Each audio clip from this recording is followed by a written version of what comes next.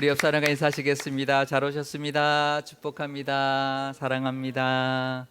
네, 우리 가브리엘 찬양대가 날로 부흥하고 있습니다. 네, 우리 강 같은 평화와 또 기쁨과 우리 감사가 넘치는 우리 찬양대와 우리 모든 성도님들 교회가 되시기를 축복합니다. 네, 우리 교회가 70주년을 맞이했습니다. 드디어 다음 주부터 국내 성지순례를 시작으로 본격적으로 이제 행사를 시작하는데요. 우리 많이 기도해 주시면 좋겠습니다. 특별히 어르신들이 참 많이 간다는 소식을 들었습니다. 한 60여 명 정도 될 것 같아요. 45인승 한 대로 안 되고 솔라티까지 같이 이제 가서 이렇게 이제 가려고 하는데 은혜의 시간 또 안전한 또 즐거운 시간 되면 좋겠고, 또 남쪽은 또 장마가 시작됐다고 하는데 그날만큼 비가 하나도 안 오도록 기도 많이 해주셔서 즐겁고 또 기쁨이 가득한 그런 귀한 시간 되도록 기도해 주시면 고맙겠습니다. 저도 금요일 토요일이라 좀 부담이 되는데요. 주일 설교 준비를 해야 되니까 그래도 같이 다녀오려고 합니다. 많이 기도해 주셔서 또 잘 또 같이 다녀올 수 있도록 또 은혜의 시간 되도록 기도해 주시기를 바랍니다. 70주년을 맞이해서 우리 교회가 교회에 대하여 한번 이제 은혜를 또 누리고 또 한번 되짚어보는 그런 시간을 가져보려고 합니다. 사도행전에서 보여주신 교회의 모습들, 특히 하나님이 이끌어 가시는 그 교회의 모습들을 살펴보면서 우리 70주년을 맞이한 우리 교회가 또 어떤 모습으로 나아가야 할지, 또 어떻게 하나님의 뜻대로 나아가야 할지 깨닫는 그런 시간 되면 좋겠습니다. 예루살렘 초대교회는 성령이 강림하시고 아주 이제 많은 성도들이 급성장을 했습니다. 많은 성도님들이 예수님을 영접하고 교인이 되었는데요.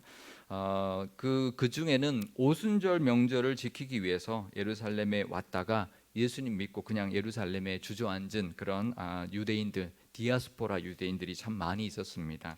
그러니까 성경은 이들을 헬라파 유대인이다 이렇게 말을 하는데, 유대파 유대인들은 원래 유대 그 지역에 살던 사람이고, 헬라파는 각 세계에 흩어져 있던 유대인들, 그리고 유대교로 개종한 이방인들이 그 명절을 지키기 위해서 예루살렘에 왔다가 예수님을 영접하고 거기 이제 교인이 된 거죠. 그래서 예루살렘 교회의 초대 교인들이 되었는데요.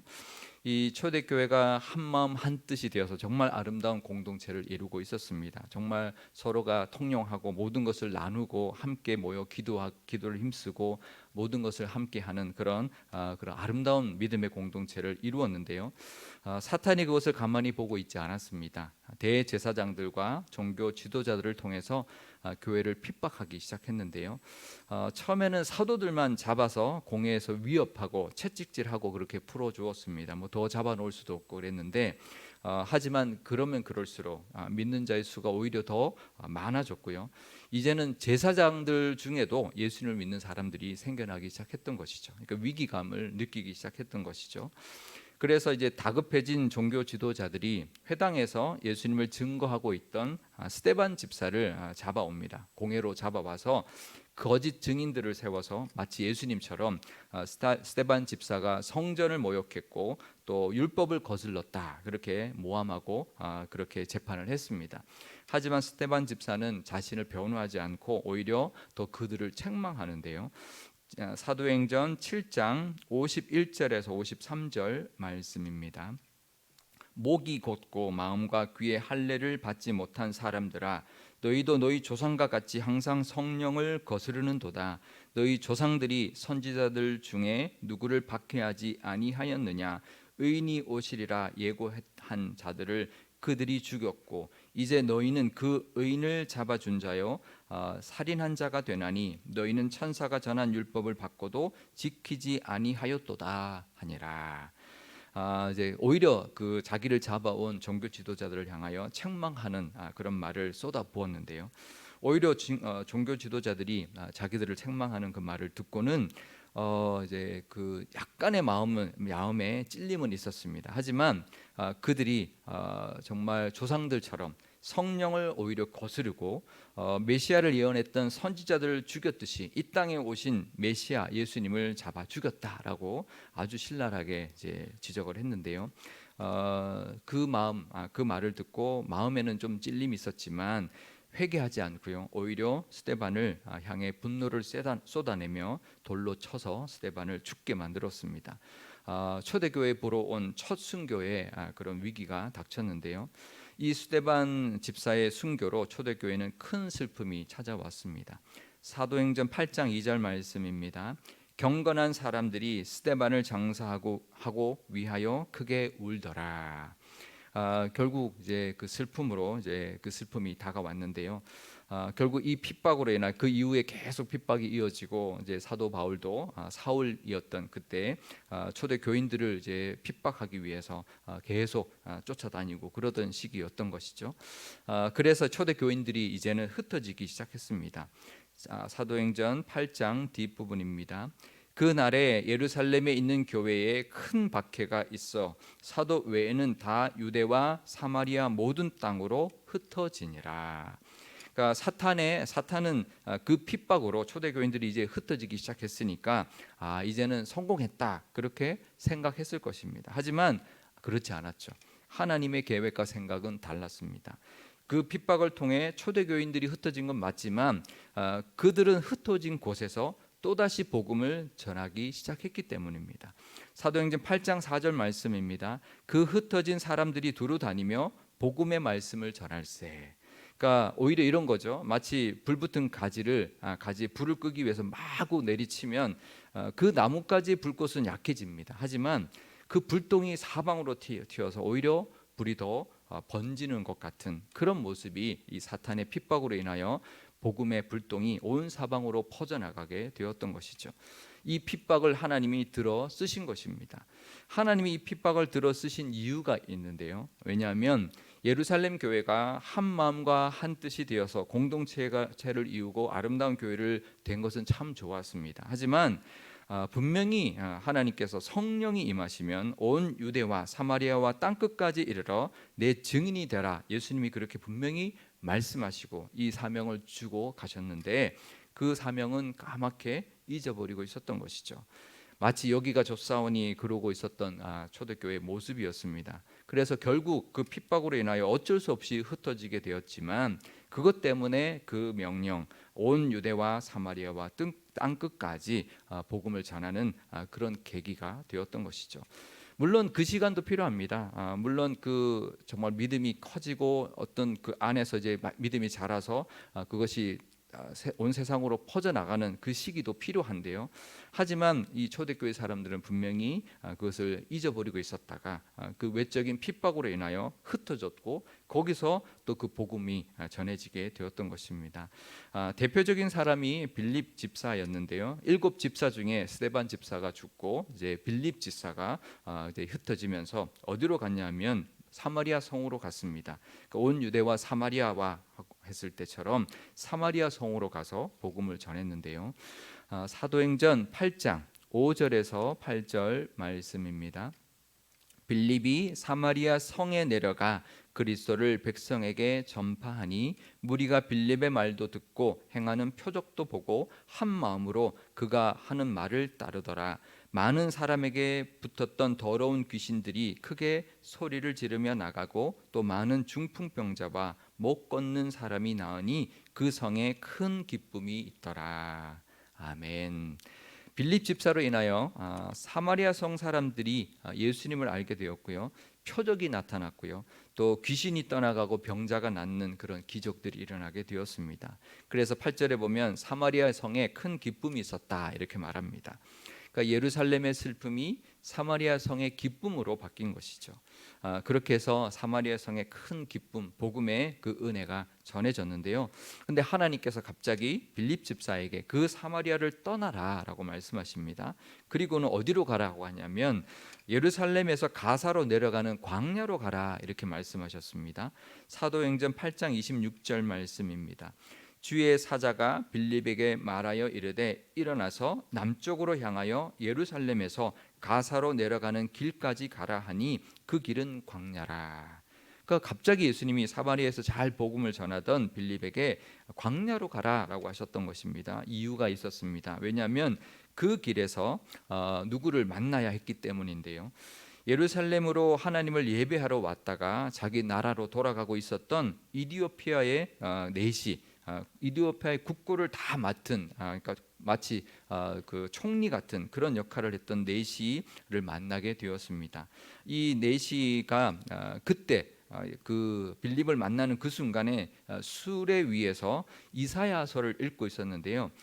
읽고 있었던 그 부분이 바로 예수님이 고난 당하시는 그 말씀의 내용이었습니다. 이제 이사야서 그 본문을 제가 한번 읽어드리겠습니다. 이사야 53장 7절에서 8절 말씀입니다.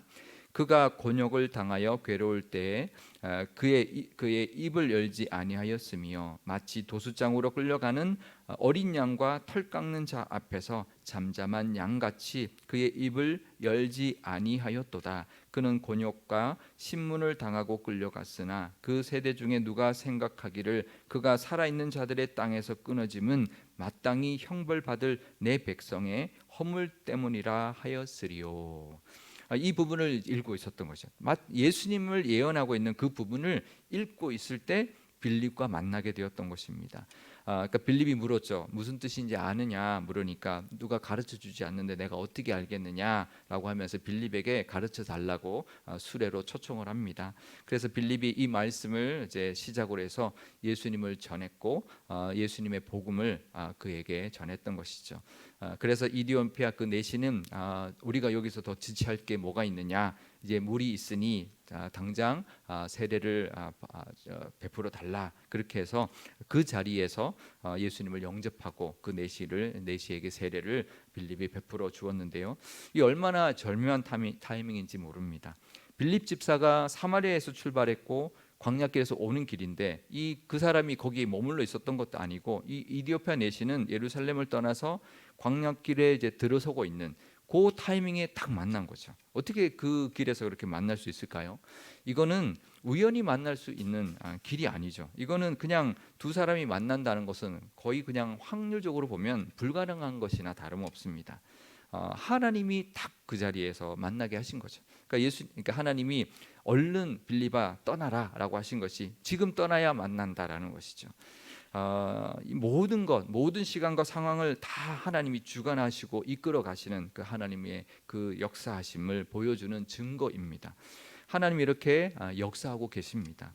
교회도 그렇고요, 우리의 모든 삶도 그렇고, 우리의 믿음도 그렇고, 우리의 가정도 그렇고, 우리가 하는 일들도 하나님이 세밀하게 보고 계시고 이끌어가 주시는 줄 믿습니다. 늘 하나님이 이렇게 역사해주고 계시는데요. 옛날에 성령이 충만하고 초대교회 때나 그럴 수 있는데요. 아닙니다. 지금도 이런 역사가 있습니다. 제가 어느 목사님 책에서 읽은 이제 내용인데요. 그분이 이제 영국에서 신학 박사를 했는데 그리고는 이제 한국으로 돌아와서 한국에서 목회를 하고 있었는데요. 자기가 그때 이제 복음을 이제 막 그 공부하면서 그 영국에 있는 사람들에게 이제 복음을 전하고 이제 그렇게 이제 전도를 했었는데. 그분이 이제 나중에 한국에서 목회를 하다가 이제 영국에 있는 이제 현지 교회, 이제 그 현지인 교회에 가서 설교하는 기회가 있어서 그 예배에 가서 이제 영국인 교회에서 설교를 했답니다. 그런데 예배를 마치고 어느 영국인 부인이 자기를 아는 체를 하더라는 거예요. 그래서 아무리 봐도 자기는 아는 사람이 아닌데 자기를 어떻게 아느냐 그랬더니 그분이 이제 하는 말이 뭐냐면 17년 전에 자기를 전도한 사람이라는 거예요. 그러니까 17년이나 지났는데 벌써 전도한 사람 까먹었는데 이 사람은 이제 기억을 했는데 이 사람이 그래서 그 교회를 계속 나왔던 게 아니에요. 이분이 17년 전에 전도를 받았는데 교회를 가야지 했는데 17년 동안 못 갔다는 거예요. 근데 최근에 들어서 한 달 전부터 이제는 교회를 가야 되겠다라는 생각이 들었고 어젯밤에 내일은 꼭 교회를 가야 되겠다라는 마음이 들어서 처음으로 그 교회를 찾아왔다는 거예요. 근데 17년 전에 자기에게 복음을 전해준 그 목사가 와서 그 교회 목사도 아닌데 그 우연히 와서 거기서 설교를 하고 있다는 거죠. 이게 얼마나 기막힌 타이밍인가요? 하나님이 딱 만나게 하신 거죠. 그래서 그 교회 담임하고 있는 영국인 목사님에게 그 부인을 소개해줬고 그 부인이 그 교회에 잘 다니면서 세례도 받고 신앙생활을 잘 하고 있다라는 그런 말을 전하는 그 내용을 보게 되었습니다. 하나님은 지금도 역사하십니다. 지금도 이 절묘한 타이밍 빌립에게만 주신 게 아니고 지금도 주고 계시고요. 이 선교사님이나 그런 분들에게만 주는 게 아니라 우리에게도 주실 수 있는 하나님의 능력인 줄 믿습니다. 분명히 하나님이 이끌어 가심이 있는데요, 우리 교회도 이끌어 가시는 그 은혜가 있을 줄 믿습니다.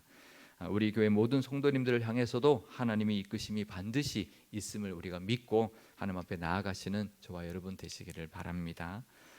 초대교회의 이 모습을 통해서 하나님 우리에게 분명히 주시고자 하는 그 은혜가 있을 줄 압니다. 이끄심의 끝이 어딜까요?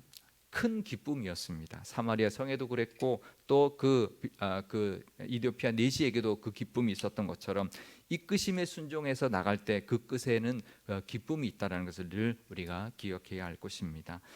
스데반 집사의 순교라는 큰 슬픔이 있었지만 하나님께서 이끄시는 것에 순종했던 빌립 집사를 통하여 사마리아 성에 큰 기쁨이 있었을 뿐만 아니라 이디오피아 내시에게도 참 기쁨의 선물을 주었던 것입니다.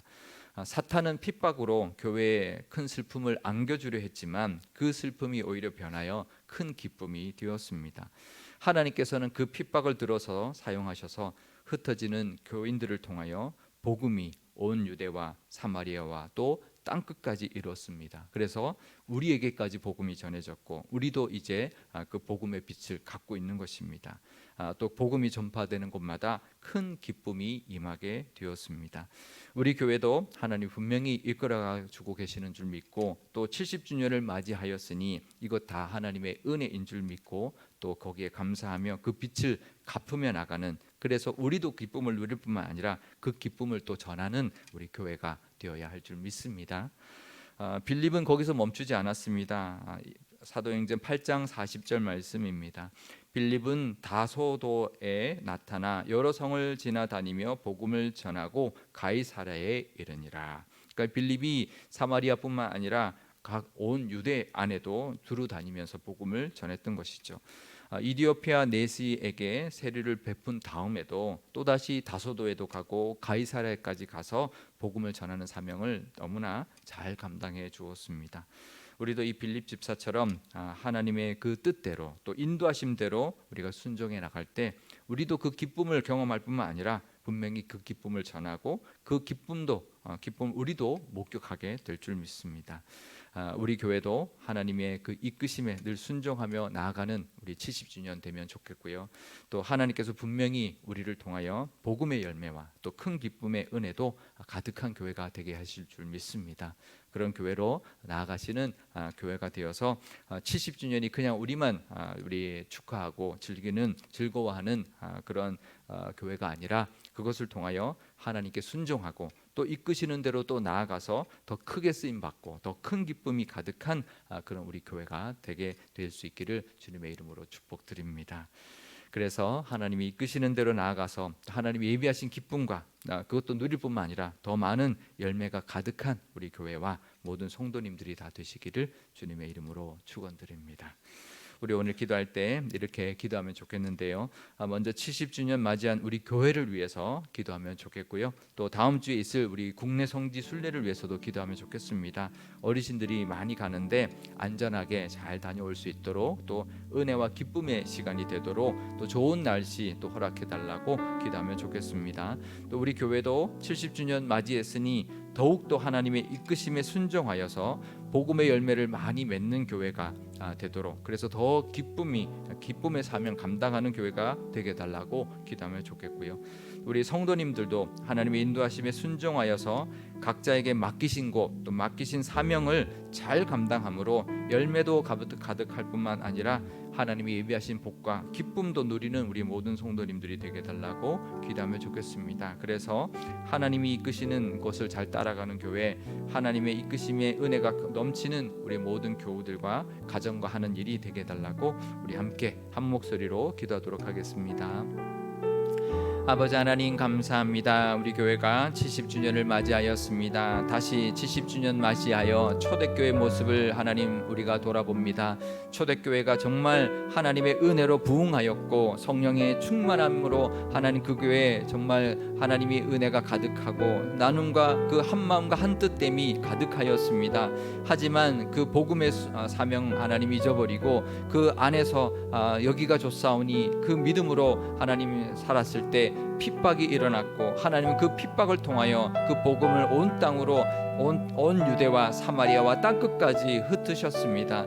그것에 순종하여서 힘들어하고만 있지 아니하고 순종하여 나아가 하나님 복음을 사마리아에도 전하고 온 유대와 땅끝까지 전했던 많은 제자들의 모습들을 하나님 우리가 보게 하여 주옵소서. 우리도 70주년 맞이하였으니 하나님 앞에 감사할 뿐만 아니라 우리도 그 사명 감당하는 우리 교회가 되게 하여 주옵소서. 그래서 하나님 우리 교회로 인하여 큰 기쁨이 우리 교회와 또 온 세상을 향하여 나아가게 하여 주옵소서. 우리 교회가 70주년 맞이하여 또 다음 주에 국내 성지 순례를 다녀옵니다. 어르신들 많이 가는데 아버지 하나님 안전하게 잘 다녀오게 하시고 그 성지 순례 가운데 은혜가 있게 하시고 기쁨이 있게 하여 주옵소서. 또 남쪽에는 또 장마가 하나님 오고 있다 합니다. 좋은 날씨 주셔서 잘 다녀올 수 있도록 하나님께서 그 모든 일기도 하나님이 주장하여 주옵소서.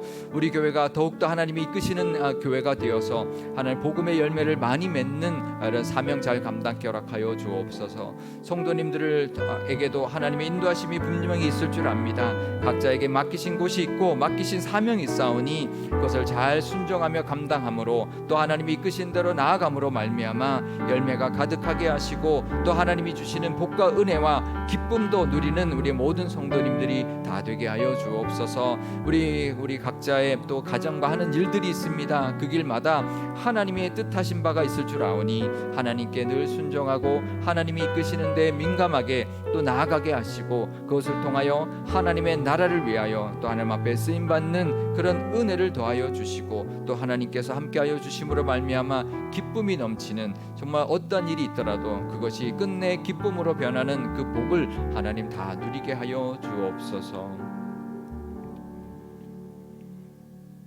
아버지 하나님, 70주년을 맞이한 우리 교회가 초대교회의 모습을 돌아보기를 원합니다. 초대교회가 한마음 한뜻 되어 모이기를 힘쓰고 찬송과 기쁨이 가득했던 그 모습이 우리 교회에 가득하게 하여 주옵소서. 또한 하나님 그 복음의 사명도 잘 감당하는 교회가 되기를 원합니다. 초대교회가 흩어져서 온 유대와 사마리아와 땅끝까지 이르러 복음을 전했던 것처럼 우리 교회도 70주년 맞이하였으니 더욱더 그 사명 감당함으로 이 지역과 또 온 나라와 또 온 세계를 향하여 복음을 들고 또 나아가게 하시고 또 복음을 전하는 선교사님들을 잘 후원하고 기도하는 교회가 되게 하여 주옵소서.